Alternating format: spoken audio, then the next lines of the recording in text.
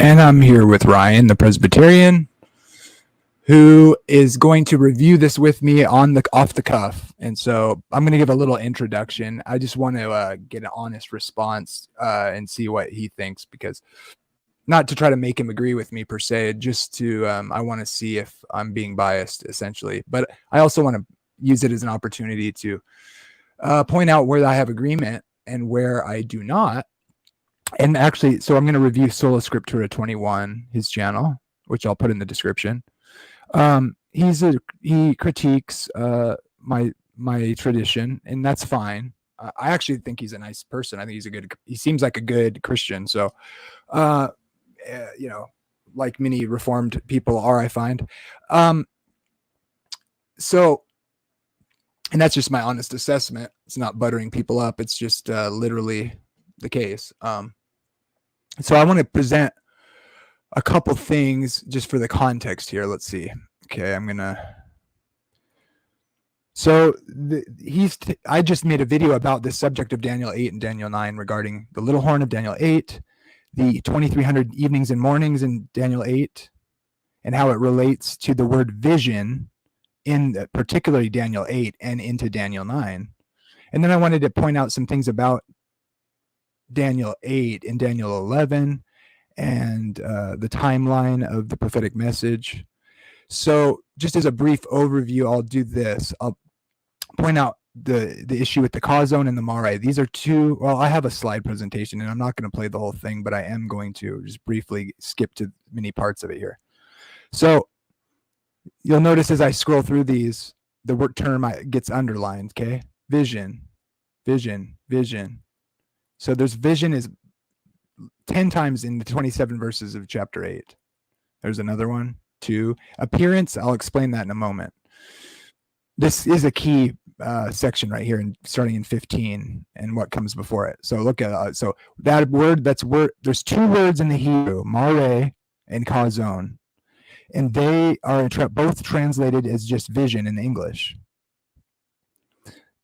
Kazon is the one used more often. It's used 7 times in chapter 8. It's used 4 or 5 times in chapter 8 before the other term is even used. That last slide, let's say this. I'll say this just as a precursor to vision here. The word appearance there is the first occurrence of the Hebrew word mare. All the other occurrences so far that's translated vision up to this point in the chapter is kazon. Every time. Okay, now the word appearance is underlined because it's relating to this phrase, obviously, because it's going to be used later and it's translated as vision later in the text. 3 more times, in fact. But the first time this other word that is translated vision, the first time it's used is here, appearance. That's the first occurrence of mare, and then it's used 3 more times, but translated as vision. But see, the point of I'm trying to make here is that up to verse 15, vision has been used, I think, 4 times, and now another time. Okay, so it's talking about this vision, vision, vision. 15 is the same word for vision as all the other occurrences up to this point. Then the word appearance is used, and it's the word mare. Well, if you didn't know this, the mare there in the translated appearance is the word that also gets translated as vision later on. And the term in verse 16 is also mare, but translated vision. So if you're reading this in English, you're going to see vision, and then you're going to just say something about an appearance of a man, and then it's going to say something about a vision. And you wouldn't know that this word vision is not the same word as this vision in verse 15. It's actually the same word as the word in verse 15 that's translated appearance. So that's one interesting fact. Now, what that means is, I'm not even going there. I'm just saying, you would think the first vision there in 15 is the same as the vision here, maybe, or I don't see why you wouldn't. So that's an interesting issue with why this is an issue. 3 more times here. They're all not the same word there. So in other words, these 2 words are translated vision, except for the first occurrence of mare is rendered as appearance in verse 15, the second. So I color code them. Mare is blue just to help distinguish them. So then you can see this really quickly. Verse 1 is twice in verse 2 are all kazon. See? Kazon and kazon. So Then verse 13, also cause zone. Verse 15 is also the next occurrence in 15, cause zone, right? But then this is here we get this word the first time. And then notice in verse 16, that vision is not cause zone, it's mare. So you can see that that could be an issue. So he's talking about this fact of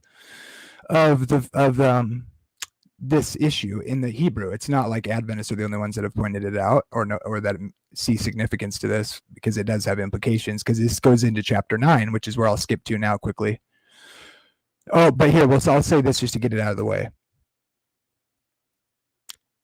The 2300 evenings and mornings are, that's associated with the cause zone on either side of it when he's asking about the vision. That's verse 14, verse 13 and 15, cause zone, and up to that point, it's only talked about the cause zone, cause zone, cause zone.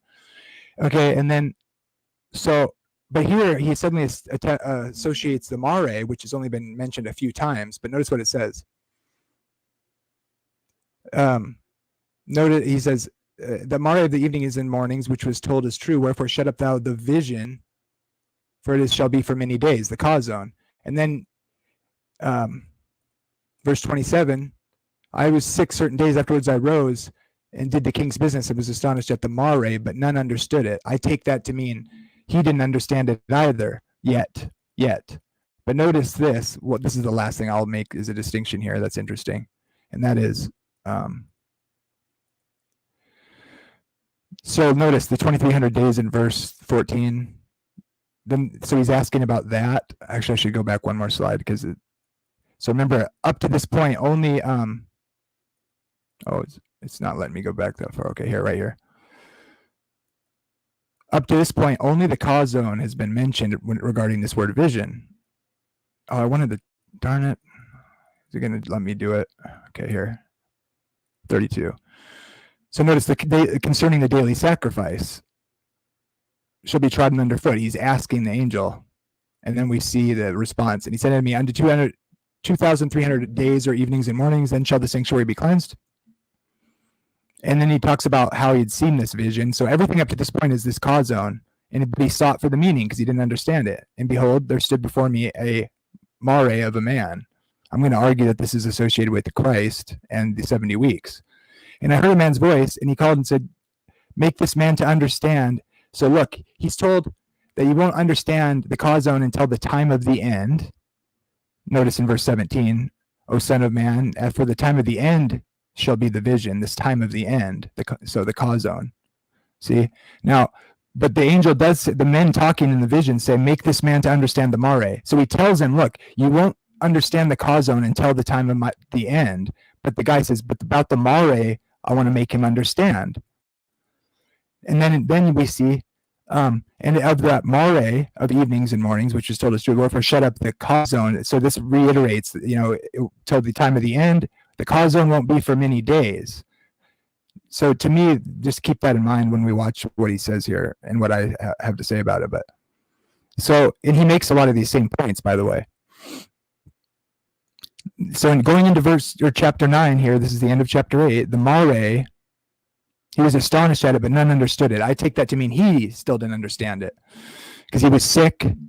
And the angel said he wants to, in the vision, make him understand the mare, but twice in different ways it says that the other part is, not to be understood yet. So now in 7 times, 4 times, okay. So these two terms are then in chapter 9, which are obviously not chapter breaks that Daniel put in there, right? So chapter 8 ends, none understood it. So now he goes, he's praying, time has passed, and he's praying about, repentance. Well, the whole 9 yards about the 70 weeks. I'm trying to hurry through this. This is taking way longer than I thought. So, and then we see here, these terms come back when the angel appears to him and answering to his prayer. So he mentions this, yea, while I was speaking in prayer, even the man Gabriel, whom I had seen in the cause zone, that's obviously a reference to chapter 8, wouldn't you say? At the beginning, being caused swiftly. This is a point of contention, but I would argue this is obviously he's referring back to what was said in chapter 8, because Gabriel came to him in chapter 8 and referring to the cause zone, which is mentioned like 8 times. And he informed me and talked to me and said, "Oh, Daniel, I've come forth to give you skill and understanding." Remember, none understood it. Now he's come and answered the prayer. to answer his prayer, which is going to give him understanding about this vision. But is what he says. So he references the fact of the cause zone that Gabriel came to him from before, and then the angel tells him, like in chapter 8, I'm going to make you understand. So consider the mare, which is what he says in chapter 8. He's make him understand the mare, but is regarding the cause zone. It's for the time of the end, or for not until many days. But then here again, I've come to therefore make you understand and consider the mare. Then he gives the 70-week prophecy. Okay, there's the context. So with that in mind, thank you for suffering through that. Let's see. I tried to be quick. Okay, let's get rid of that. We're going to present this video. Let's see what we got. So I'll stop it a couple times. I'll go through it quickly, and then we can talk about it. Thanks for doing this. Where his physical body was when he had the kazon, or when the kazon was given to him. Then an ending in verse 25, I believe it is. So this kazon appeared to me, Daniel, after that which appeared to me at the first. Now, verse 2, and I saw in the kazon, and when I saw, I was in Susa, the citadel, which is the province of Elam. So notice here, these 2 points can be important, and I'll point them out again. Physically, his physical body was in Susa, in the province of Elam, and that's where his physical body was when he had the kazon, or when the kazon was given to him. Then he goes on to say, and I saw in the kazon.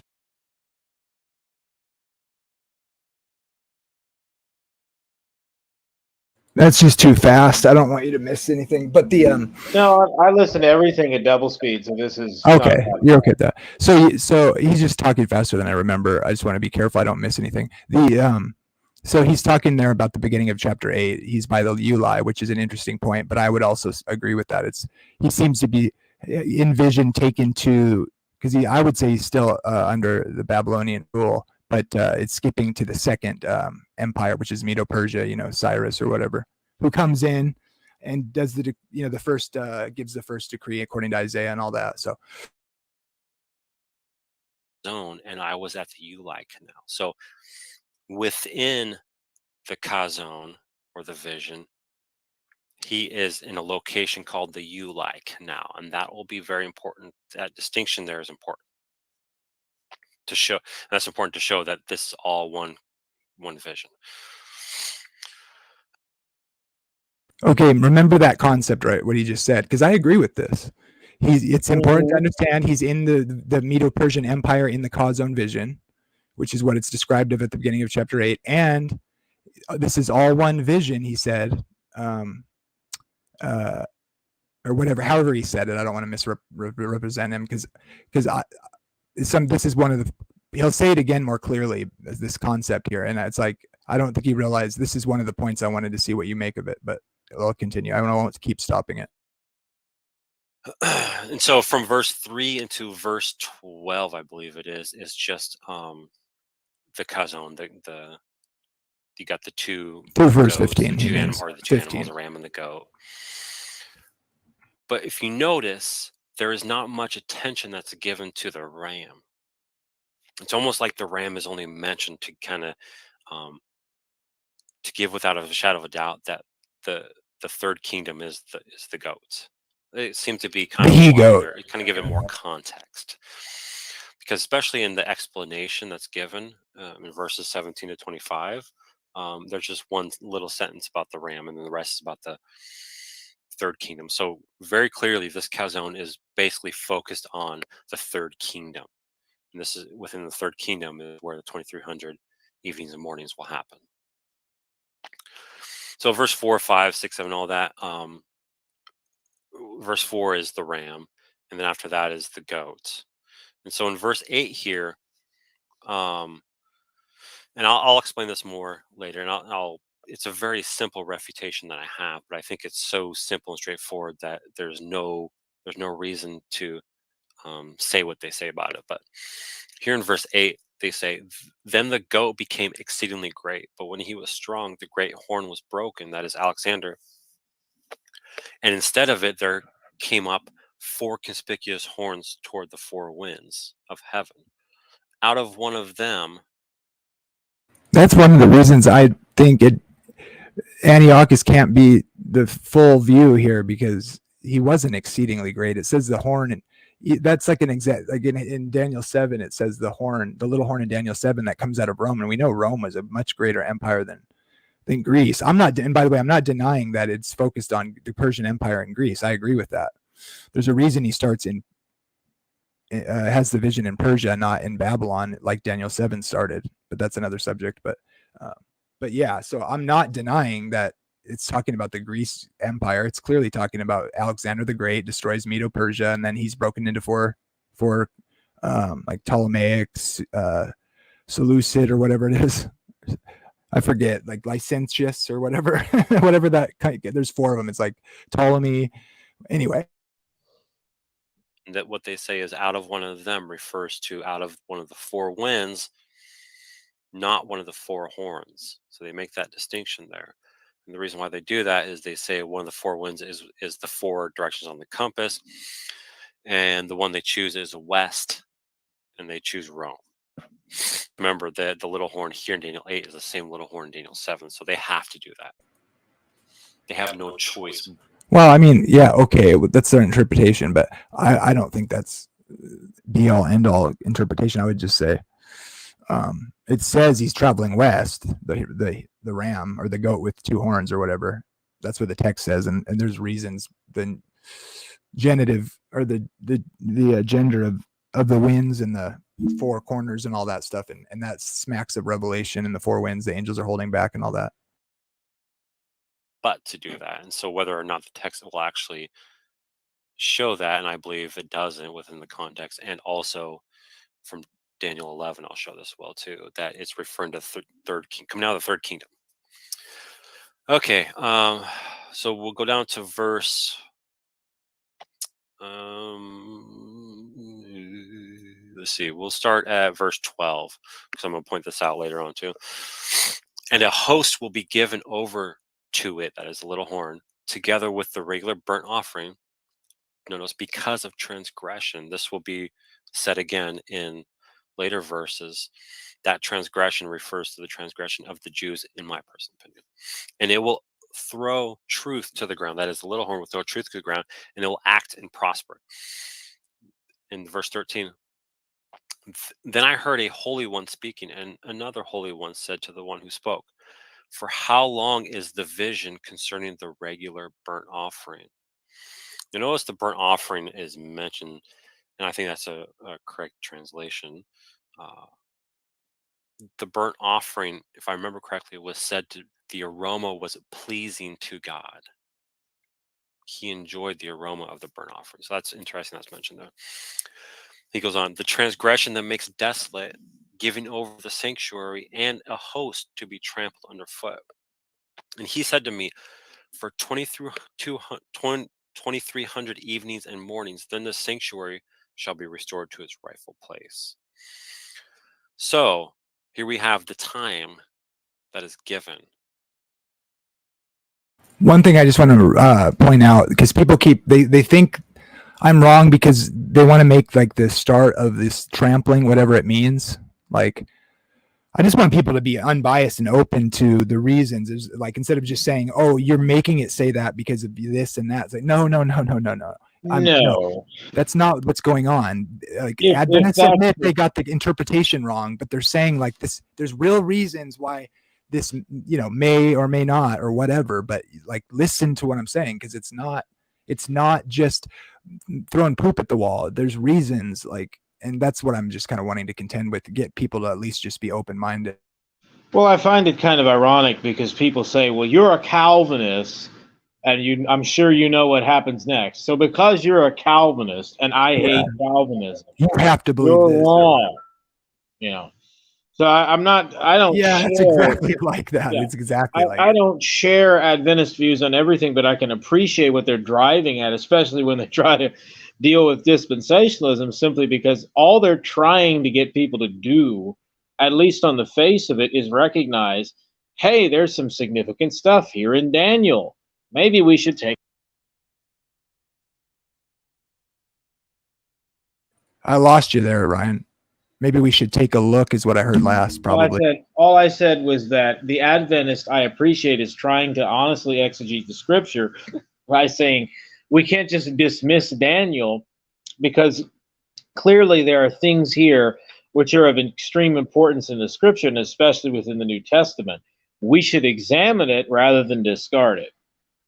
Right. Yeah. Yeah. I mean, everybody has bias or whatever. So I try to keep that in check. I just say, let's just talk about the text and like why or why not, and like not have the conspiratorial thinking and assume anything. Like, even if I am biased, like, so what? Let's talk about the text. Like, that's the problem with Chris for me, is like he can't engage on it. He's demonstrated that he can't think clearly on the matter because he's so dead set on this. And so I would just encourage people who, and it's like the same goes for me too. It's just like, look, we don't know enough to be going around saying this or that, so we should be a lot more humble about it. And it's it's always like when you start to learn a little more, you get cocky about it, and then you realize how much you don't really know. And that's where I'm at after studying this pretty heavily for the last couple of years. And so, but like when one person starts to engage in the way I just described being bad, it makes it very difficult not to respond in a likewise manner. It just escalates rather than like being, proper, having proper humility, which I know I haven't. And so I just want to like suggest we do that, especially since none of us can say for sure. You don't know that Adventists just believe this because they just have to defend it. Maybe they do just have to defend it, but that doesn't mean it's wrong.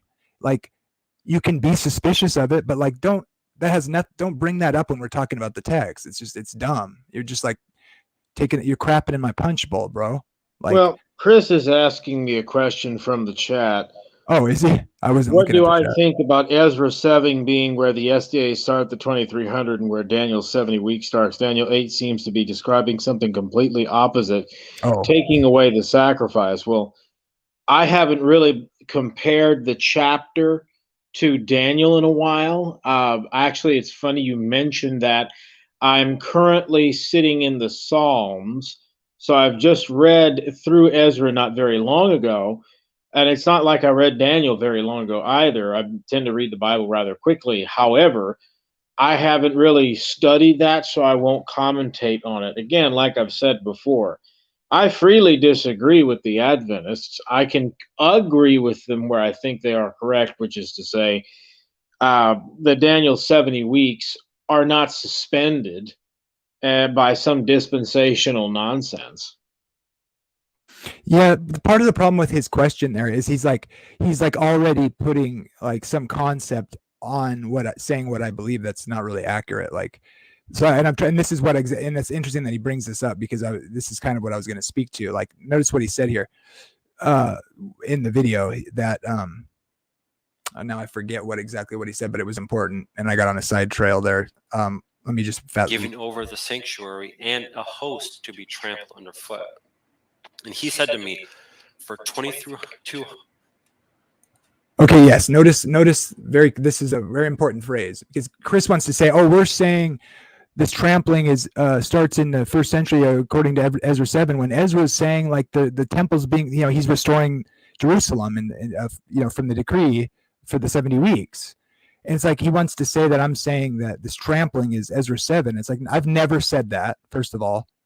And I've tried to say, and I knew it didn't click or get through, but I tried to stop him every time he goes off on this. Notice this phrase. He's going to quote it right here. So this is where I'll say this is kind of a point of careful understanding right here. This part he quotes. 2,300 evenings and mornings, then the sanctuary shall be restored to its rightful place. So he didn't say it right. Time. It says unto, and then he says how long until the sanctuary is cleansed. I should look up the text. I thought he quoted it. Maybe he's about to, but in other words, there's a time you start the time prophecy. There's a time that the thing is happening, and then there's the end of it. And it's clearly asking how long until the sanctuary be cleansed or whatever, something like that, right? There's like until and how long until or whatever. that it's cleansed. So it's looking down to the end of it. It's focused on that part of the prophecy. The 2300 is looking to the end of when it's cleansed, and all it. So in the text, it's really just saying this entity is going to trample the sanctuary, whatever that means, and God's people, and then he's asking how long until it's over. It's not asking like how long, like when is, because see, they're looking for a starting date because they don't have one. People like Chris, because it doesn't give one, unless you take my perspective, which is the cause, the mare, which notice he said earlier, the cause zone is the greater vision. The mare is inside of it. Yes, exactly. The mare and the cause zone start at the same decree. And the mare is cut off from the cause zone because it's about Jesus and the 70 weeks. It's clearly, as I demonstrated briefly. And so my point is just this. They're more focused on the beginning, and that's when it starts the indignation. No, I think the mare is not the start of the indignation. That's the start of the new covenant. But all the other time prophecies, if you're a historicist particularly, you understand they're all about history, the Christian era, not the Jews. And so I'm saying, look, we have to interpret this in the language of Daniel, in the system God had that's typing Christ's ministry and Christ's sacrifice. And so when it's pointing to something that occurs, if it is indeed pointing to something that happens after the Christian era, which most Reformed, or at least classical Reformed people who understand the 70 weeks, right, understood that if Rome is indeed the Antichrist, then the things in prophecy are telling us about the Christian era and this sort of thing. And Daniel 7's about Rome, which seems to be papal Rome, exactly, after pagan Rome. So if that's true, why would and then Daniel 8 is attached to Daniel 11, which reaches down to the resurrection from the dead. And we know chapter 7 came before chapter 8, and it's described in chapter 7, it's talking about time, times, and half a time, which is regarding the Pope and his persecution of Christians. It's like, yeah, okay, so that's the context. So why would chapter 7 be about the Christian era? And then chapter 8 use the same kind of language as chapter 7, chapter 11. And chapter 11 is clearly associated with chapter 8. And chapter 11 clearly it goes into chapter 12, which is where the New Testament writers are referencing when they talk about the resurrection and the second coming. And Daniel 12 then goes on to give to the end of time, seal up the book. It'll be sealed up until the time of the end, and many will go to and fro on the earth and all that stuff. And it's like, and then Christ is going to return, and those who turn many to righteousness will shine forever like in the stars in heaven. Sorry, but if that doesn't mean the eternal estate, then where in the heck did they get that idea from in the New Testament? It would be ridiculous to think that wasn't part of why they were saying what they were saying. Not that it's not inspired or God breathed, but when you see how these are all attached and how the New Testament writers are referencing it when they talk about the book of Revelation or 2 Thessalonians or 1 Corinthians 15, or the language Jesus used about I'm coming back for you. You can't come where I'm going, but I'll come back. And it's like all those parables about the second coming and his judgment being executed and all this, and Matthew 24 and 2 Peter 3. It's like, look, you can't, if you're going to take the Bible as a whole, all these things are attached. And so that's my point. Sorry, I went on a rant there, but I wanted to get all that out. But Chris is telling you, by the way, that his start date for Antiochus Epiphanes is 171 BC to 164 BC. Or is he claiming that the 2,300 literal days are days, even though the time of the end, the cause zone is clearly the 2,300 days, and that it's shut up until the time of the end? Does that? Have a start. He says in the chat, I do have a start date. Antiochus Epiphanes was fulfilled Daniel 8, 171 BC to 164 BC. But I think it's probably 2,300 sacrifices, which will happen over 1,150 days. Daniel 8, the little horn clearly comes from Greece. Read the chapter in context, he says. I do, and I don't deny that it's talking about Greece. We have a succession of empires from Babylon until Christ destroys smashes the feet. Now, some Right. would say that that's the first coming of Christ. It is true that there's many senses that the first coming and the second coming are linked in concept and in type. Of I course. think you have to say that. Like, that's just a fact. And so I'm not denying that, like a lot of futurists will try to do. Like, they'll try to poo-poo and not notice all the things that seem to correlate to the first century and the destruction of the temple. That's certainly true. And I want to not neglect any of those facts, and I accept most of them. I certainly don't believe that that Christ came and the new heavens and the new earth were inaugurated at the destruction of the Jewish temple, right? Because there's so many problems with that. I don't even want to get started. Like, I don't know what is your view on that? If you're all millennial, but that means the Christian era is the millennial, so you would put the second coming at least at the end. Hasn't happened yet, right? Well, no, I'm no preterist. No, at least not some full preterist. Oh, no. We are anticipating the glorious coming of Christ, which is the consummation of the ages. It is also the consummation of the millennium. So I really don't have disagreement with you on the whole. If we're talking about Greece, I do think that the Medo-Persian Empire would definitely fit in with that appropriate time frame. And then, of course, by the time you reach to the mixed feet, which are part iron and part clay, you're speaking of the two halves of the Roman Empire, and ultimately the both temporal and spiritual Antichrist, the papacy that sits upon them. Yeah. I can appreciate the way you said it. I think that's right. Like, because you actually see, if you actually understand that Revelation isn't merely a movie script about all future events, you realize much of it is actually tied to Daniel as things that have already occurred, like how Daniel 7 and Daniel 13 tie together. And then Revelation speaks of the King of the North. Well, it's funny because it's just like, if you're a futurist, you can just be like, well, it kind of types the Antichrist, but it's also Antiochus, and then they'll say it's Antiochus to dispel my view. Yet they agree with me, and not all of them, of course. But it's like, look, if do you really think Antiochus is the full view here? Like, think about this. I can point a couple things out. No, I mean that's what SFT did to you in your discussion with him. He didn't simply do you disservice. He did a tremendous disservice to the text in the scripture because he wanted to promote his quasi Kent Hovind modified Andersonite eschatology, where on the one hand he concurs with you, yet on the other hand he does everything to undermine what you're saying. Yeah, I kind of felt that way regarding the Antiochus. It's like, oh, your view about it being more than Antiochus is wrong because it's Antiochus, but my view is fine because it's Antiochus, but it's also the Antichrist at the end of time. It's like, well, if you're going to acknowledge that, why are you saying, how do you know my view is wrong? Like, have you even looked at it? Like, you don't even know. Like, do you really think, so you think the end times is just about the Jews, and then you think it's just about Antiochus. Okay.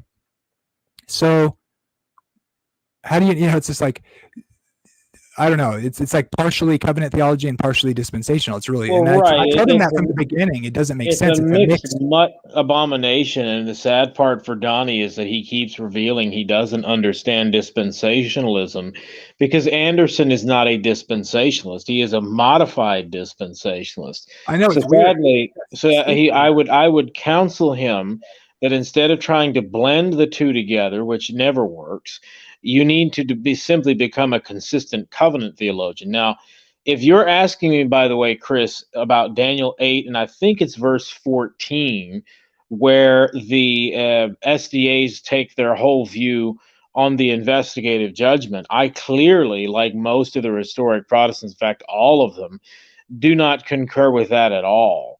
I do not see what they're saying to be biblical at all. In fact, I think they went much too far in the clear word version trying to do that. Nonetheless, I didn't think that's what we were necessarily discussing right here. Everybody I know does not use the clear word. It's like a devotional Bible. It's not like a church Bible. Nobody uses that Bible in the churches. Like, so just to be clear, but I know that it was an Adventist that wrote it or whatever, and he should not be considered a Bible, I would say. It's one thing if you agree with certain things, but I wouldn't even agree with everything per se, and certainly not a study Bible, and not something to be used for study. But in that sense, beyond that, I would say you probably shouldn't have even wrote it, but whatever.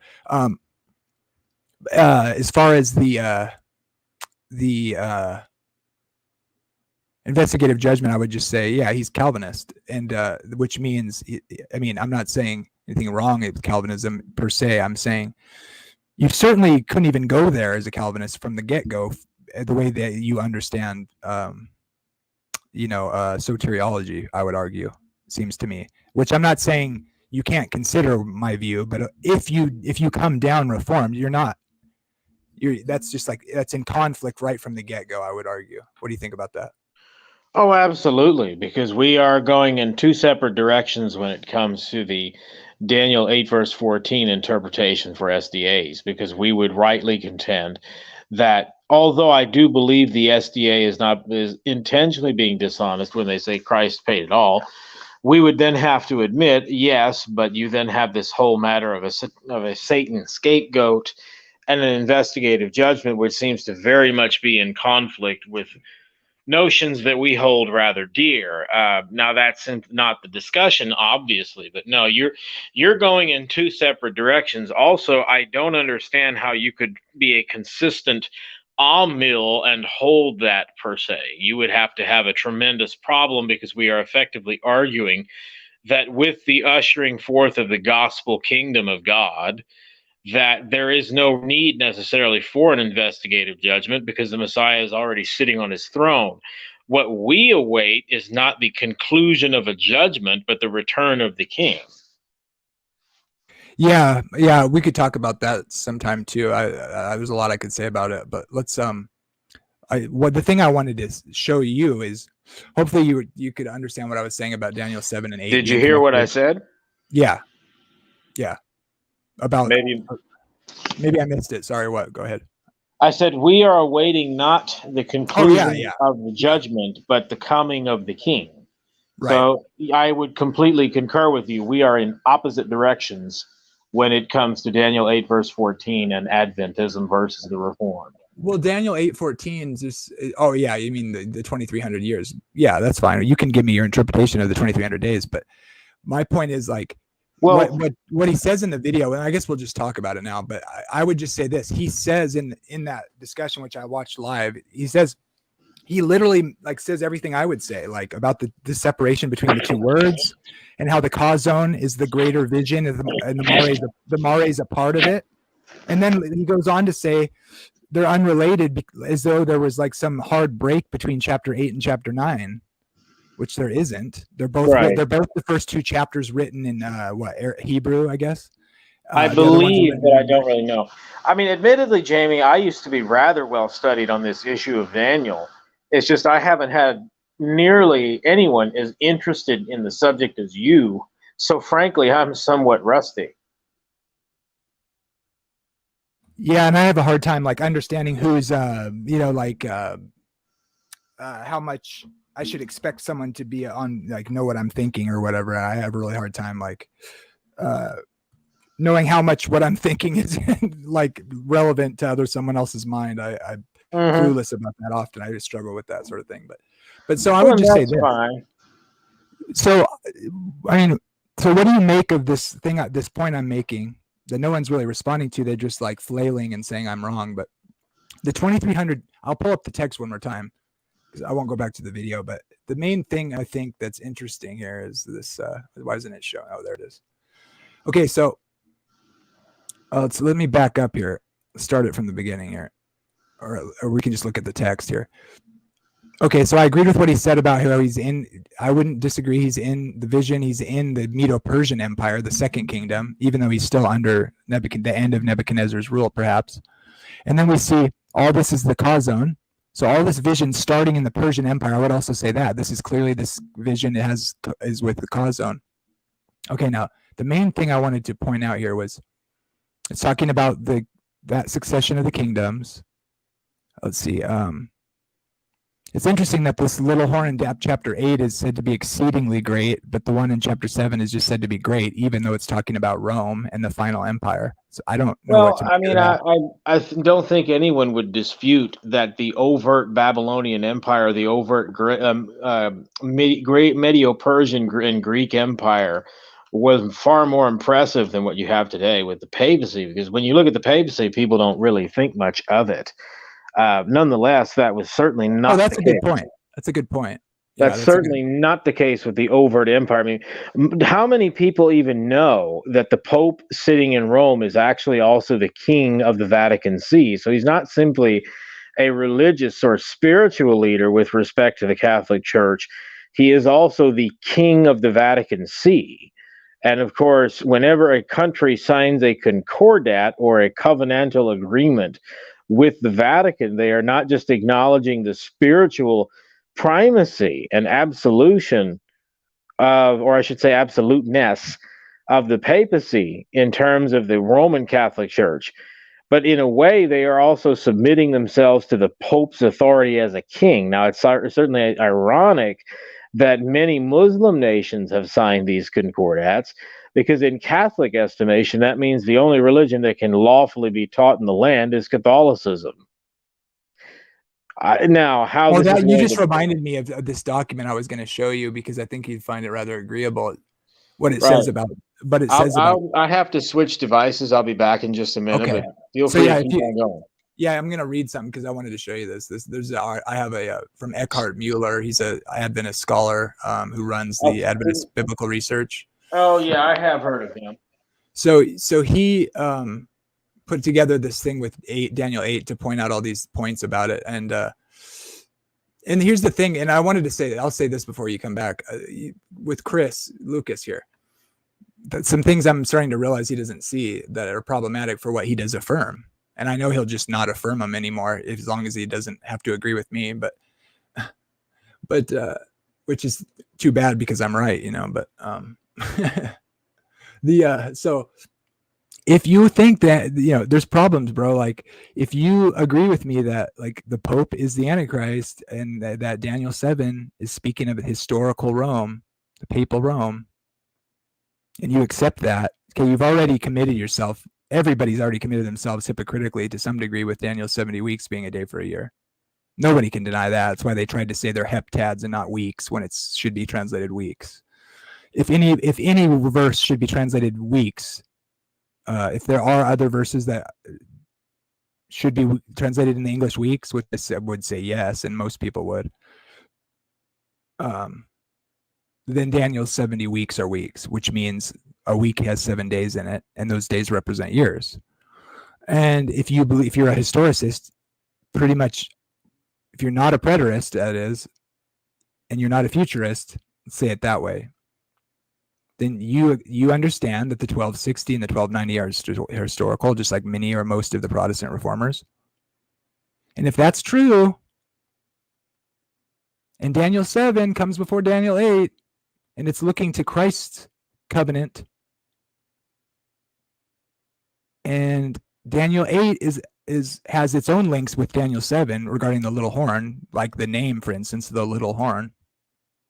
It's the same power, but one of them's Greece and one of, like, we believe in one power, the Antichrist power, and we argue with the futurists that it's not one single man in one single time. It's a seat. It's a throne. And a succession of empires is a throne. It's the world leader through history. So yes, the little horn in Daniel 8 is the Antichrist, and yes, the little horn in Daniel 7 is the Antichrist, because it doesn't have to be, it's the leader of earth that opposes God, the worldly leader. And so obviously Daniel 8 and Daniel 11 are intrinsically linked, and that is in the end of Revelation before Christ's second coming, and it's in where they get that idea from is in Daniel 11. And it's undeniable Daniel 8 is the same person. And he's destroyed without hand. And it's the same power that's trampled God's people. That's what Daniel 7 is talking about. Daniel 8 comes after Daniel 7. Daniel 7 is talking about what the Pope is doing, what a false woman is doing against the law of God, and what that false woman is opposing God, which in fullness is the new covenant. Then chapter 8 comes. Oh, it has to be Antiochus and it's fulfilled, and so is Daniel 11. But yet Daniel 7 is like a little section all by itself. It's talking about Christian history, but then it's really talking about the temple that's going to be rebuilt, and there's the old covenant comes back, and this isn't even about us, it's about the Jews. But Daniel 7, it's like, Chris, if you believe that, be consistent. It's all Adventists are trying to do. They think the focus is on Christ's work and what the devil is doing to oppose the new covenant, the salvation that was intended for the all humanity through the Jews. No one's denying that it's talking about the Grecian Empire, but it's not merely Antiochus. It can't be unless you say this: the second coming of Christ and the new heavens and the new earth are here and the resurrection from the dead happened. But I'll tell you what, my grandparents are still dead, bro. They aren't alive. And if you're going to tell me that the second coming happened, I might as well eat, drink, and be merry, because I'm looking for dead people coming back alive. I'm looking for the tears to be taken away. I'm looking where righteousness dwells. That hasn't happened yet. And until it does, you ain't going to ever convince me to be a preterist, because my whole entire faith is wrapped up in the resurrection and the return of Christ, the resurrection from the dead, and the restoration of a sinless world. If this is it, I'm the most pitiful man that ever lived, and I have no hope. And that's what Paul says. So deal with that. You've made a terrible error in assuming you know I'm wrong and the SDAs are wrong. What? You got to be a little more humble than that. Make the conversation valuable by you coming in, being a little more humble about it. I'll listen to what you say, but the more outrageous you get, I listened to our conversation. We both sounded like shrill morons, especially me, Chris, because we should be embarrassed. I mean, I was too close to the microphone,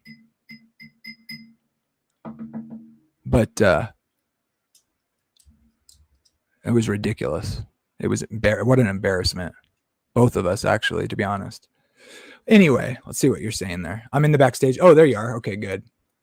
Hey, I gave my little sermon. Yeah, I was waiting for you while I was giving a sermon, While you were giving your soliloquy, I was patiently waiting. Thank you, dear sir. Yes, I think I might have to charge you for 2,400 days because of that. Okay.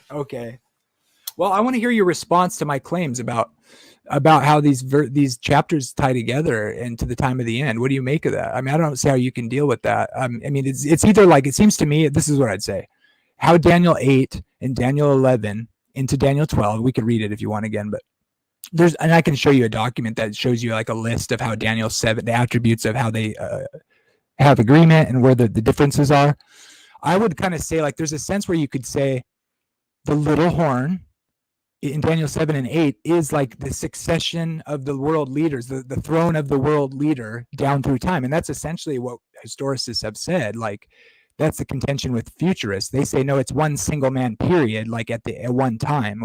And the historicists always said, no, that's not wrong. It is one man, but it's like a seat. It's like the throne, which succeeds down through time. That's like the principle. And so if you're a historicist and you understand that nuanced difference, and that was a big contention, like in the early days of dispensationalism, arguments. No, the text says it has to be one guy at one time, and they're like, no, it's one man, but it can be the Pope through time, let's say. Well, yes, that's the Reformed position. In fact, that's even the position of some prior to the Reformation.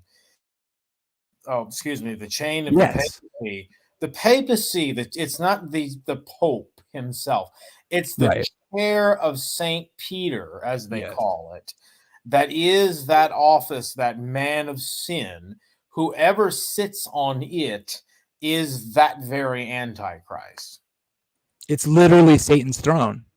Yes, I would say. Like, well, it is. I'll say it's at least a satanic throne, because here's the thing: do I think the Roman Church in AD 200 is the Roman Church that we see today? Not at all. I would actually, not even close. Yeah, I agree. I would contend that probably you saw with Gregory the Great the formation of the current day papacy, and then from there you simply have seen additions. Now, since Chris is saying things to me in the chat, number one, I was typing it while Jamie finally responded. I've got the discussion between SFT and Chris downloaded. It's in my queue of things to which I'm going to eventually get around to listening to. Now he's saying to me, what I'm looking for and what these other people are looking for is what event was happening in 458, which had been changed in 457 concerning the 2,300 years.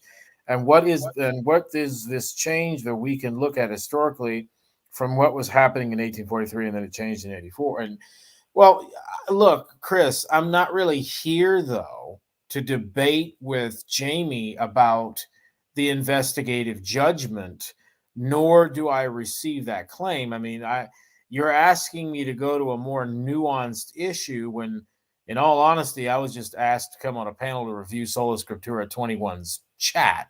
I don't understand why you then want me to get into 1843, 1844, whatever. I'm not here really to discuss that, although in the future or in the near future, I'd love to do that with Jamie. Yeah. I mean, it's related, but it's the thing I wanted to ask you about is like, and we didn't play the whole thing and we got distracted and that was my fault. But I would just say this: we can shut it down here in a minute. Unless you have more to comment on, I would just the question I want to ask, and I know I didn't necessarily tell you I was going to ask you this, but because I'm just kind of piecing this all together, and as I'm learning and putting the pieces together more and more, but it's like, it seems to me, I would actually argue, and maybe I'll make a video about this and challenge to all those who agree with me that futurism is false but reject my view. It seems to me, here's what I'll say.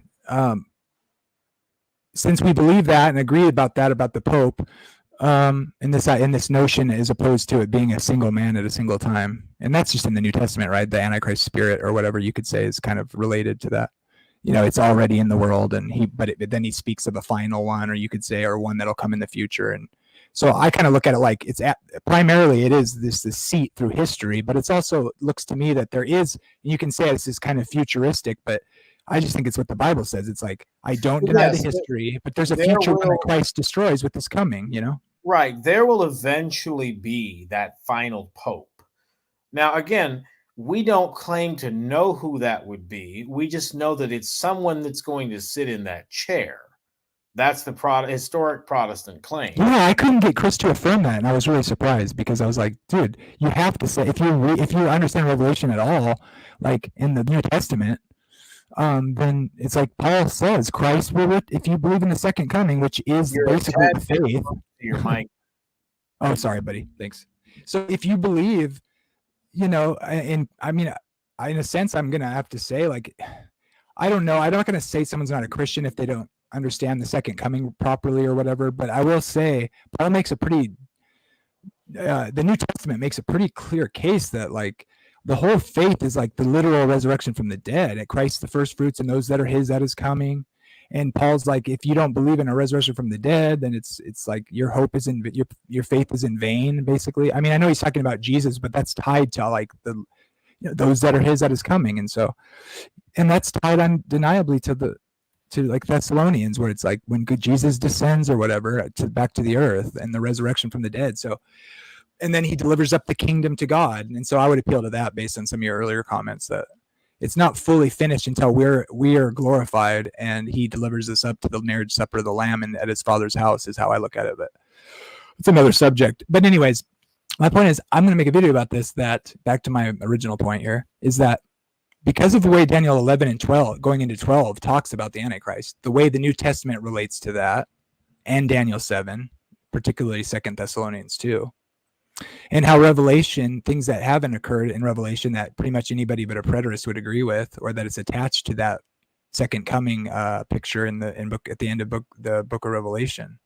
If you understand that to be a future event, and you understand Daniel 11 is speaking to that future event into Daniel 12, and we know, and you agree that Daniel 8 and Daniel 11 are intrinsically or inexplicitly, or what's the word, undeniably linked as to talking about the same entity, we'll say, which is brought up towards the end of Revelation as well, the King of the North. And he has the attributes of many of the attributes of the guy in Daniel 7 as well. So it's like, all I hear is, oh, well, you're denying Daniel 8 is Greece. No, I'm not. It's clearly talking about during the kingdom of Greece. It's like, you need me to deny that because you think I'm denying it. But like, no. Okay, I get it. It is talking about Greece. Well, no one's ever frankly, denied that. It seems like Chris just wants to get on the issue of 1844. Chris, we're not here to discuss that. I mean, I honestly, if you and Jamie want to have that discussion, I'll throw my hat in the ring. Why don't you and Jamie coordinate for a debate on the topic, and I'll moderate the discussion? But he's not prepared for that. And I don't mean to say I know so much. I'm just saying, like, I feel like Chris isn't like there's nothing there to contend in the sense of regarding Daniel 8 because of what you already affirm. The thing is, he wants to like come at me with this argument about Ezra 7. I've never said that the beginning of the 2300 days is the beginning of the indignation. It says unto when will this indignation be over in one place, or it says until the sanctuary is cleansed. It's looking to the end. I don't know what you're doing, Jamie, but you don't have a pop filter, so whenever you move that's what mic it in is. I'll put that closer, back on. I'm getting that harsh. Thank you for saying. Yeah. Is that better? Much. Okay, good. So yeah, I'll just say this, like, I'm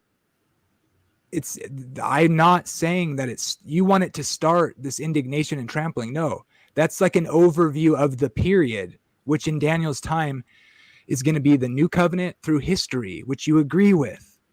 You want it to be like it starts. No, it's not telling you. It's indirectly telling you when it starts in the way that it's associated in Daniel 9, the Kazon and the Mare going into the 7 weeks. And the earlier in chapter 8, how one is within the other, that informs you that they're related to each other. How? Because they both start at the same time. And the Mare is the first portion because it inaugurates or brings in the new covenant, which is what Daniel 7, for instance, is describing. And I would argue Daniel 8 as well. And so look, when it says unto 2300 days, it's speaking to the end of all these things that have already been described to you in Daniel 7. It's saying, he's asking about, well, when will these terrible things that's going to happen to God's people be over? And he says 2300 days. So you're looking at it within you're critiquing my view through your lens, too many details being insisted on through your lens. I'm saying it's a bigger meta picture here, that it's really focused on Christ's ministry and so, the snake would bruise his heel, but then he would crush his head. So I would just say this: Christ won the victory. It's been paid, but he hasn't crushed the head of the Satan yet, right? So that happens at the end of the age. So in that sense, it's just like that. Christ has inaugurated the new covenant. Salvation has come. It's come into the world. You can be saved and justified. But he hasn't gotten rid of all the sin, and we haven't been fully redeemed in the sense of our being glorified or, refraining from disobedience fully. But we have forgiveness for that. And we have salvation through Christ. In light of that, we have a promise, the Holy Spirit of promise. Sorry, go ahead and comment. If the topic is responding to Sola Scriptura 21, then I don't see any reason to get onto the investigative judgment, because that seems like a good way to derail this into a whole multi-hour fest. I mean, look, Chris, I would love to see a discussion between you and Jamie on the subject. Why don't you actually set up a stream where the two of you can do that? Because this is counterproductive. Yeah. Sorry. Let's get back to this video, and I just want to see. I'll get back to the video then, and we can call it quits. It didn't go very well because I was all over the place. Well, yeah, that's fine. Go on ahead. Given 2300 evening and morning, then this desolation, this trampling of the host and the sanctuary will cease, and the sanctuary will be restored to its rightful state. Did you hear that? It's looking to the end. That's all I'll say about it. It's saying when it's going to be over is the 2300 days at the end of that. That's what it's talking about. So I'm talking about what's happening during the period in that sense. Right. The I've always applied this in two senses. One of which is that how long was Christ in Egypt? 3.5 years, which is a time, a times, and half a time, or 2300. Okay. Interesting. That's in one sense. In another sense, if you apply it by years, as the historic position was of the Protestant reformers, you get to the papacy. Now, as far as 457 versus 458, the archaeological data, as I understand it, is pretty exact. In fact, it goes within plus or minus about a year to 457, 458. Yeah, it depends on how you start your calendar, and that's why they locked in. Scholars will put 457/58. Right. So really, I don't see a reason to debate that level of minutia. Yeah, it's dumb because I am right about it. It is 457, and I have reason. There's reasons why. If you think the Bible's right, there's only one way to answer it. Really, this is an incredible argument for the whole world to realize the veracity of the faith, simply because no other religious document, period, can make such a claim, much less with such accuracy. There is not a religious text in the world that has an accurate description or an exact description of historic data down to plus or minus 1 year, much less a New Testament that, if considering Gary Habermas's minimal facts argument, has witnesses within less than plus 100 from the death of the founder of the faith.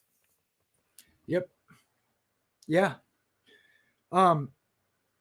So yeah, let's see. I think I never really got to the thing I originally wanted to deal with or ask you about. So let's watch a little more and we'll see how it goes. It's getting kind of late. I'm sure you need to go to bed, but I know I do. Now here we get into I'm the veritably nocturnal at this point. Verse 15. When Daniel had seen the chazon, I sought to understand it. So he's still in the chazon, and he's seeking to understand what he just saw. And it says, and behold, there stood before me one having the appearance of a man. Now that word appearance is also mare, because one second. Yeah, that's a good point. That's what I was pointing out too. Be used as appearance, like in Daniel 1, I believe, like 4 or 5 times. Mare is used as referring to appearance of a man. So here it says, and behold, there stood before me one having the mare of a man, or appearance of a man. Verse 16, and I heard a man's voice between the banks of the Ulai, and it called, Gabriel, make this man understand the vision. So right here, it's make this man understand the mare. So what they say is that this is the mare that is linked with the mare in Daniel 9. But notice here, where's his location when he's given the mare? It's at the banks of the Ulai. So it's still within that original chazon that was given in verse 1 and 2. So it's still, the context is still, it's not. Okay, so I think I know what he's saying there, but notice what he just said. He said the mare is in the context of the chazon. That's what I'm saying. But he thinks. Yeah, I don't think he's making the connection. Yeah, right. So, and that's the contention. I think what he's trying to say is like, well, he'll go on to say like the mare in chapter 9 and the chazon in chapter 9. And that's what I'll get back to that. And I'll see. This is what I wanted to ask you about, if you see what I'm seeing, because it's like I feel like he's not seeing what I'm saying or Adventists are saying, and I want to get your honest evaluation. You don't have to agree with me, but I just think people aren't hearing. They're just assuming something's wrong or bad in some certain way. But like, so yeah. I'll play it. I'll keep playing it. He's going to get through the part I wanted to run by you here. The mare in Daniel 9, the context is the chazon of Daniel 8. Because look here, and I heard a man's voice between the banks of the Ulai. Keep that in mind. Go back up to verse 2. What does it say? And I saw. Do you still hear him? Yes, I do. Oh, good. Oh, I can do this. That's awesome. I didn't think I could.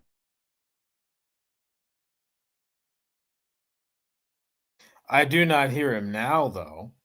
Oh, you don't? Darn it. So this mare. That sucks. What we can say is that, how I would word this.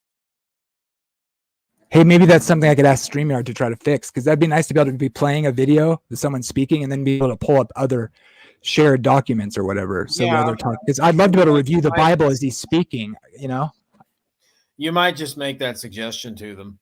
Yeah, that'd be great. Well, what I think you must have heard it through my microphone. That's what happened. I guess I could just Yeah. have my mic on or whatever, but I can hear your microphone, and sometimes I hear the echo because I hear it therefore. oh yeah, okay, then never mind. I could have because it'd be cool to. I'd like to pull up the verses as he's speaking while I'm pausing it, and not have to click out in and out of sharing one or the other. I know you can do that. If I downloaded his video, I think I could do that because then it would work. Maybe that is already. I'll check that out. Anyways, so just notice is the point of contention here is I agree. That's my whole point is the mare is inside the cause zone there.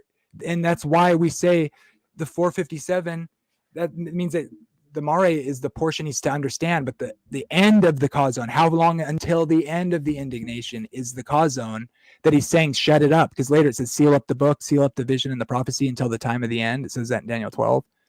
And so the context, if you're in Daniel, didn't have chapter breaks that said, okay, now Daniel wrote this chapter and then some guy came along and wrote this chapter. It's no, dude, there was no chapters there. Chapter 8 and chapter 9 are just a document without a break there per se. I mean, there can be contextual breaks or, switching to a new part of the story, I guess.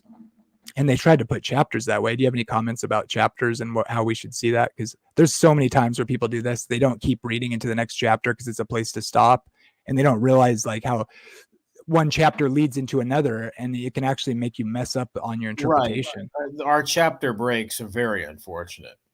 Yeah, and it's something it's easy to overlook, and it's almost like a needed reference thing, though. You just got to not be an idiot about it. And I mean that, and no attacking anybody in particular. I've made that mistake. It's easy to make. What should we do about it, Ryan? Read the whole scroll or what?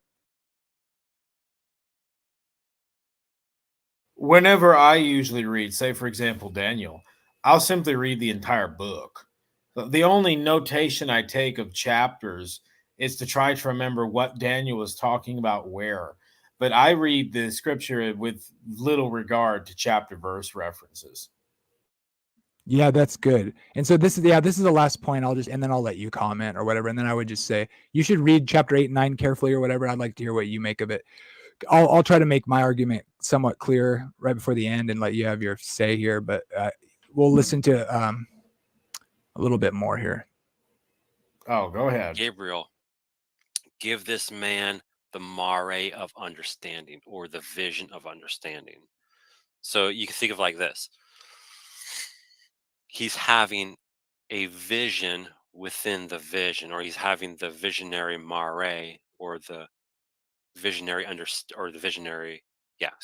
he's having the visionary understanding within the vision, the kazon. So he's having the understanding of the mare, or the mare of understanding within the kazon. Sounds kind of confusing, but it's pretty simple.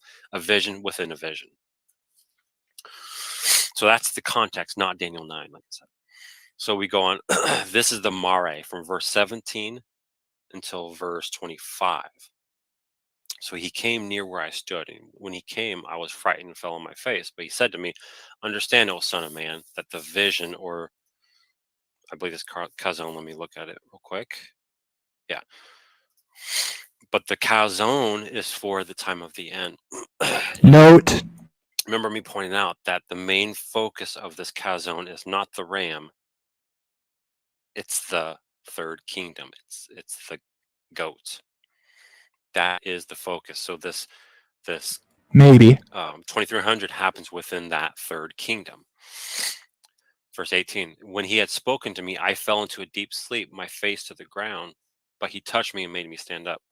He said, behold, I will make known to you what shall be at the latter end of the indignation. So the latter end of the wrath of God, for it refers to the appointed time of the end.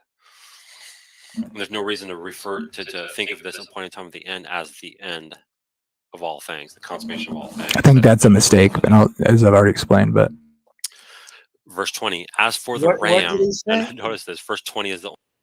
Because I heard him talking about the 2300 days, but did he say 2300 as the consummation? Yeah, well, he said so. He's recognizing that the 2300 days is associated with the cause zone, and the mare is within the cause zone, and that the cause zone is associated with the 2300 days, and that when Daniel seeks to understand the cause zone, the angel says, no, that's not till for the time of the end. And then the mare is what I've come to make you understand. All things that I affirm, that's absolutely right. That is true. All those things are true. But he's wanting to say that the reason he said that is because he's saying, no, the mare of Daniel 8 and the kazon of Daniel 8, he's saying he's in Persia, and the next kingdom is the Greek, which is what the four winds come out of or whatever, and the four breakup of Alexander, the he-goat. And he's saying, so he's wanting to like constrain it to that context. And but he was recognizing that it says that's sealed up until the time of the end. And so he's wanting to say, well, see, that's pointing to it being just simply about Greece, I think is what he's alluding to. He doesn't actually get that far with it. And I pointed out in the live stream, I said, look, but yeah, when you take that to Daniel 11, the Greek Empire, that all those facts about it are attached to either the first century Christ, the destruction of the temple, and most people, almost everybody would say, and or the future second coming. And so in the time of the end, it comes up again in Daniel 12, at the end of Daniel 11, going into chapter 12, and at the very end of chapter 12. And it's clearly looking to the end of the second coming. So that's the problem. The way this text ties in with many others is the big issue here, to try to say it's, you could say Daniel 8 within itself is looking to that, but that's what like unbelieving scholars say when they want to say it was written after sometime right during the, when Antiochus and the oppression, and you say, well, Daniel 8 and the non-believers will say it wasn't predictive or whatever. I just think, well, we're almost through this here. So he's just basically wanting to disagree with me, where I would say the time of the end is the time of the end. I was just trying. Frankly, you went on a rant again. I was just trying to get a clarification of exactly what he said because I didn't quite hear. Okay. Okay. I'm sorry. That's the issue, though. I mean, for the audience sake or whatever. I know. I'm sorry. I go on and on, but I really am sorry that. But he's saying he's wanting to make that emphasis, and so, anyways, yeah, he's the time of the end. It shouldn't be taken to be the end of the age or the second coming. Only mention the ram. As for the ram that you saw with the two horns, these are the kings of Media Persia. So basically, he's like, so the ram is Media Persia. But anyways, let's get on to the concept of the kazon, which is starting in verse 21. The goat is the king of Greece, and from there it's all about Greece. And the great horn between his eyes is the first king. As for the horn, Alexander, in place of which 4 others arose, 4 kingdoms shall arise from his nation, but not with his power.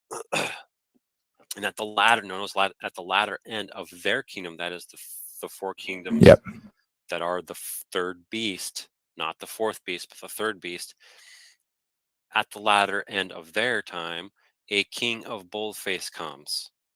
So that's still within the third beast, the third kingdom. And this is all explaining the kazon, which was from verses 3 to 12. He shall have, or his power shall be great, but not by his own. He shall cause fearful destruction, succeed in what he does, and destroy men and the people who are the saints. By his cunning he shall make deceit prosper under his hand. And in his own mind he shall become great. Without warning he shall destroy many. He shall even rise up against the princes and shall be broken, but by no human hand.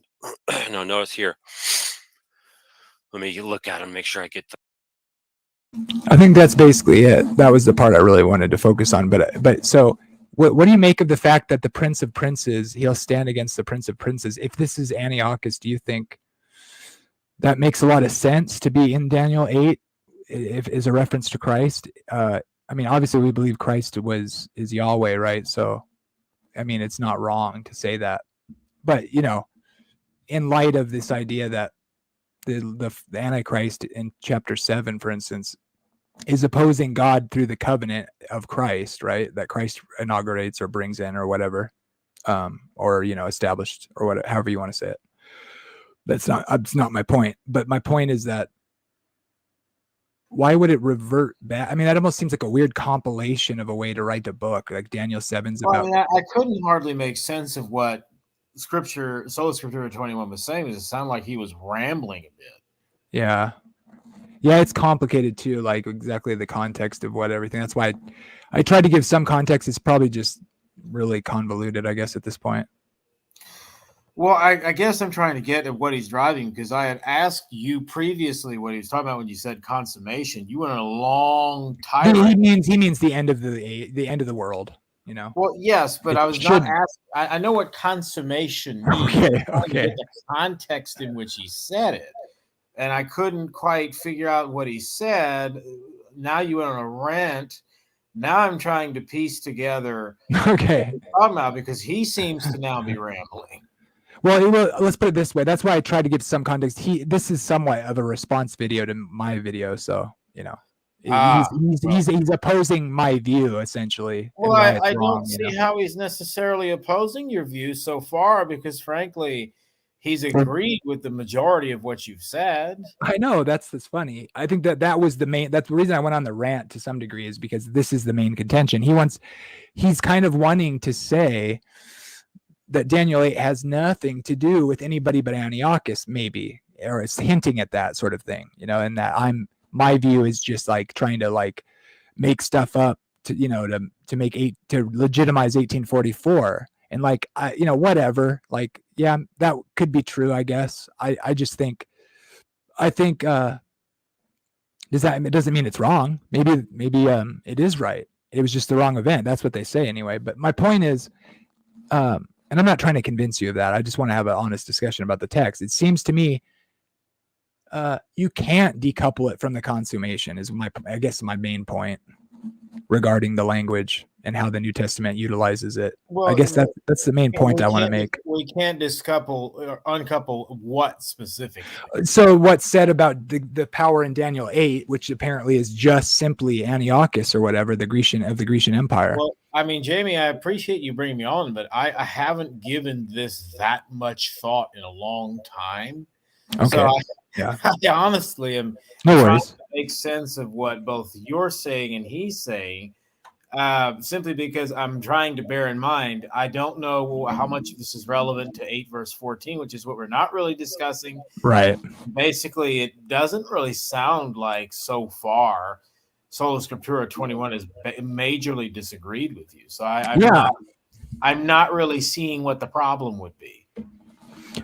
Well, yeah, it would be. I guess it does go into the 2300 days, but I just wanted to get the thing that was basically got me interested in and wanting another person's opinion on it was like, he was like denying the fact of what I know you hadn't seen what I'd said about it, but it's like, he seems like he said like in many different ways that the mare is clearly a vision within the vision of the cause zone. He said one way, then he said that they're associated, but then they're like, it can't start. The 2300 days can't have the same starting point as the 70 weeks. And I'm thinking, my thinking is like, it seems like they're in extreme, they're linked undeniably, in that one is within the other, when you work out what he just described, about the differences in how they're talked about in the inverse, about the cause zone and the mare. That's my whole point of what I'm trying to point out. And he seems to agree with it, but then he turns around and is like, no, your view is wrong. It can't work. And it's like, but he said it in so many different ways. He's not making it a very compelling argument that you're wrong. I think he does disagree with you, but frankly, he's unconvinced. His disagreement is unconvincing. If I were to simply walk away from this, I would simply say that while he agrees with the lion's share of what you said, he also has not presented any strong argumentation to rebut your claims. Yeah, that's probably a good assessment. And, I asked him about the end of Daniel 11 into Daniel 12, and he didn't have an answer. And I thought that was actually a respectable thing to say. I try to act that way too, I don't do that. If you're not sure, just say, I don't know. Well, I would just suggest, don't go around saying my view is wrong if you don't have an answer for certain things like that, because I'm finding these things that like people don't know all the issues, I guess is what I want to say. And then but they're going around acting like they know more than they do. And I'm guilty of that at times. So I think I just want to say, let's not do that. Like, I don't expect you to agree with me, but don't say, my views wrong if you don't know what all the issues are regarding the text, something like that, I guess. And what you just said, I think pretty much answers my question and what I wanted to see. Like, I felt like that. Like, how can you agree with me so much and then just be so sure I'm wrong? I guess, that was my thing that I found kind of interesting. Well, I mean, again, if he's going to claim that you're wrong, I'd like to hope that he can actually show that. We are how many minutes into this thing? About 15 minutes in, so a quarter or a third of the way in. He's not presented anything where he is, where he's really showing that. And frankly, how do I put it? It doesn't really interest me to watch the other 2/3 to figure out Yeah, I think you pretty much summed up what you just said is what I would say is how my evaluation as well. Let me just read you one, and then if you want to say anything, I'll let you say anything you want to talk about anything. But I wanted to read some of these interesting details here. This is from that Eckhart Mueller thing, and I because it reminded me of some things you said, and it was let's see. Oh, I already have it pulled up here. Okay, yeah. So it's a discussion about the little horn and the reasons why Rome was the let's see, I'm looking for it. It's a couple pages long here. I was hoping to send this to you. I wanted to see what you thought, but he mentioned some of the details about the issues with Rome that you had mentioned more specifically in regards to like the way they've corrupted the sacraments and things like that. Let's see. Okay, so here's an interpretation of Daniel 7 and 8 here. The little horn becomes a new world empire. The wording of the little horn in Daniel 7 and 8 is not identical. And then he points out here that I think it must be 7 must be the last chapter. It says one's Aramaic and one's Hebrew. The horn from littleness in Daniel 8 represents both pagan and papal Rome. This is the SDA interpretation. Verse 9 let's see. That's not what I wanted to show you. According to the interpretation, the host of heaven is the people of God. Let's see, where does it? The prince of the host. Okay, yeah. Rome crucified Jesus in the Roman church. Do you believe that there's suggestion that in Daniel 7, at least, that Rome, it's kind of looking at Rome as like the pagan version and then the version of like becoming the church, the corrupted church? Well, yeah, I mean, again, like I've said, the historic interpretation of Daniel by we Protestants has been to see the feet, part of iron and part of clay, as the one being pagan Rome, which then morphs into spiritual Rome, into the Holy Roman Empire. So, okay, how do I put it? I honestly don't think that most of the SDA interpretation is novel. I simply think that to oblige Ellen White, they have their own interpretations and interpolations upon that. Now, whether or not that's correct, I guess, is a discussion for another time. There are things that would have to be weeded through there. Well, that's why Adventists like to say they're Protestant, because a lot of it's like the stuff that most people have like discarded for whatever various reasons. And it says here the little horn rebels against Jesus Christ, who is the Prince of the host of God. Rome crucified Jesus. In the Roman Church, the preeminence and supremacy of Jesus is limited due to the worship of Mary and supposed intercession of the saints. Let's see. There was something else here that reminded me of what you had said about it, but I can't find it. Let's see. Well, can you name some of the reasons you think that the Rome is the Antichrist? I was curious. I want to get that on stream. Well, I mean, you have the very plain statement of the Pope himself to be the Holy Father, to be the Vicar of Christ. This is obviously contradictory to John 17 and verse 3. The only Holy Father, as far as we're concerned, is Jehovah himself. We have another statement in the form of the fact that he calls himself the Vicar of Christ in John 16. The Vicar of Christ is the Holy Spirit, so more or less the Pope is equating himself to be God. He claims, and he alone is the only exegete of Scripture, that only he may change and make doctrines. He changes time, season, and laws in abundance to fit his rule. In fact, it was the papacy that changed us from a Julian calendar to a Gregorian calendar. And it wouldn't shock me in these last days if at some point they propose yet another calendar for which that we will have to go. That's just a guess.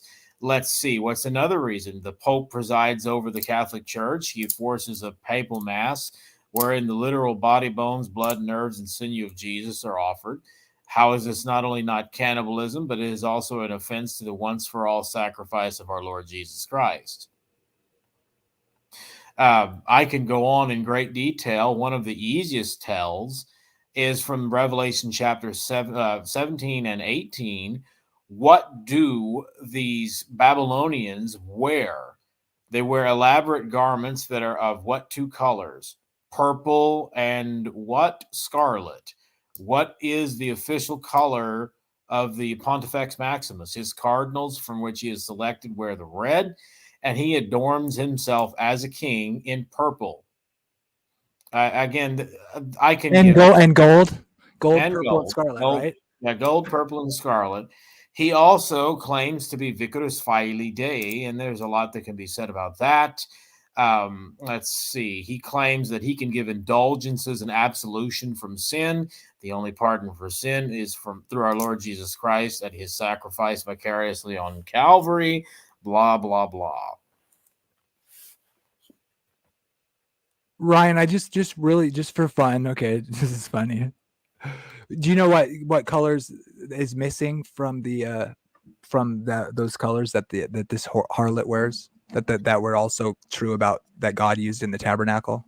Those same colors were used by God, only he had blue also, which represents the law, or God's commandments, or whatever I would argue. But just an interesting little side note. But as a joke, I wanted to show you this picture. Tell me, what color is this channel's theme colors? Purple, blue, and scarlet, I guess. I mean, purple, gold, and red. I know, purple, gold, and red. What I always thought was funny about Miles' channel colors is that I noticed that, but I thought, is this kind of a subtle dig? I think so. I've asked him, he never answers. When I emailed him, like, are you joking? Did you do that on purpose, bro? Like, I like husky colors, but I was gonna say, being a former Adventist, I bet that's probably a subtle dig at the Adventists, because he's probably sitting there going, if I put purple, gold, and scarlet, they're going to wonder if I'm a Jesuit. And exactly. I would say, if I had to hazard a guess, he didn't want to get. I asked. He's not answering me because he knows I'm not. He's not going to get me to be an idiot about that. Like, I just think. But I mean, I could see it going either way. He may not have done it on purpose. They're also very nice colors to be, draw out your channel, and those are colors. I did watch one of his videos about Doug Batchelor. I think it was where they were talking about the the satanic scapegoat doctrine. But what is that?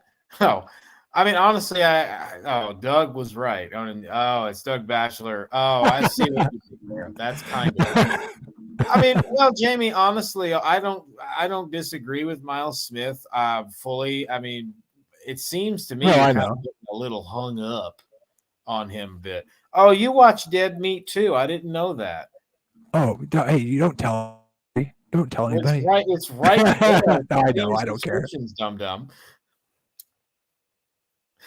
Yeah, I put that on. I don't care. Yeah, but nonetheless, I mean, I criticism, I guess, of Sola Scriptura 21 stream is that I appreciate the effort, although you didn't make a convincing argument as to where Jamie is wrong. So perhaps then you should refine your statement.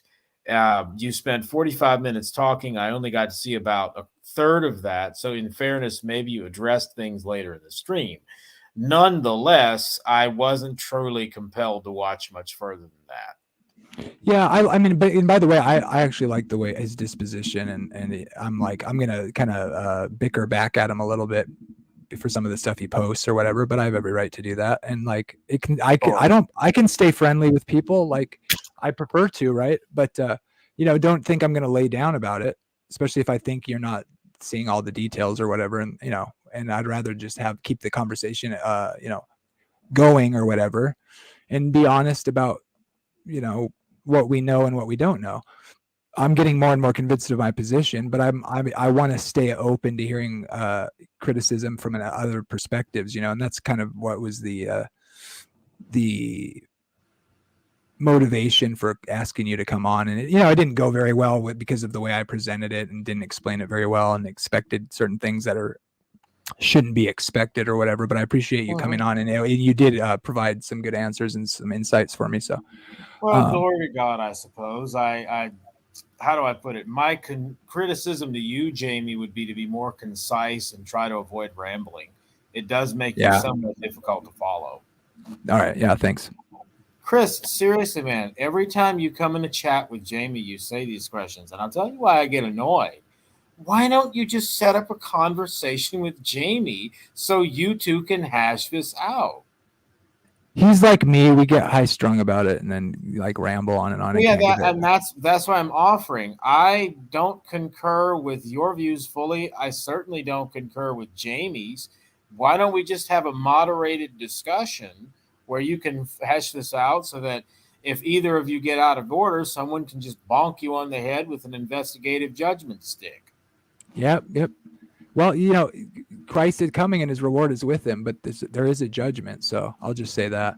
But hey, Ryan, I'll give you anything else you want to say. I'll give you the last word, and then I have a short message for you, a short clip for your honor of thank you for coming. But I'm pretty much done. I mean, I don't think I have anything further to say. That's just about it. All right, that's great. Thanks, son. And this is what I say. I would rather you just said thank you and went on your way. Otherwise, I suggest you pick up a weapon and stand a post. Either way, I don't give a damn what you think you are entitled to.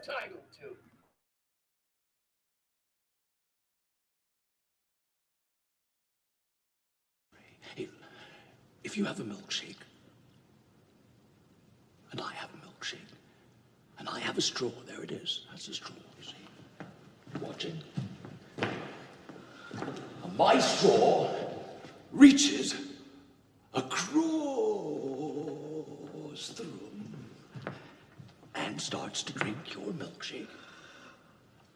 I drink your milkshake. I drink it up!